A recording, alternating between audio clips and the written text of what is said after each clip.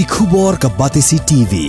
Lawan ra ashapi dak Orange Nissan Looms Hope Ho near Fire Brigade Shillong, ringkat bat ka M Crown Hotel Kendailat Shillong, ka Three Olives Restaurant, balak play nakbentaban Shakriya P, hapo ka jingada jong ka Bio Bubble Antivirus Coating, ringkat ka Cosmic Kingdom, ka Jakai Lekai Bapaw ha Shillong, balayada na ka Bio Bubble Antivirus Coating, balale da ka Meva Enterprise.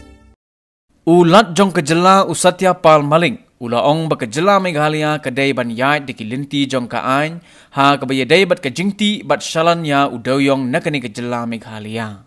Ulat ulapan pau ye kani habaya keren bat kilat pathai khubor ka jela menta ka sngi ka sautarik urempang arajar arpuwei. Hagajo kapor ulat ka jela ulaong ru baka jing shalan ya Dewïong kadai ban yai Katkum ka jing ptha jong ka ying bishar Supreme Court Khnang makanam don ka jing khayi bian ya Dewïong nagani ka jilla bat khnang baka jilla Meghalaya kandub Ïohnong ha ka jinglum ya ka khajana bat kantiru ya ka roy kapar. Go for mining allowed by Supreme Court or wherever it is, or Green Tribunal where it is stuck up, because you don't have any resources, you don't have you don't have any revenues. So if proper mining is there, you will get revenue that will serve your purpose.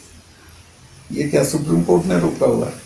National green tribunal national green tribunal भी एक ही चीज है, वो हर चीज को रोक देते हैं. With green tribunal and they should see to it that it is foolproof.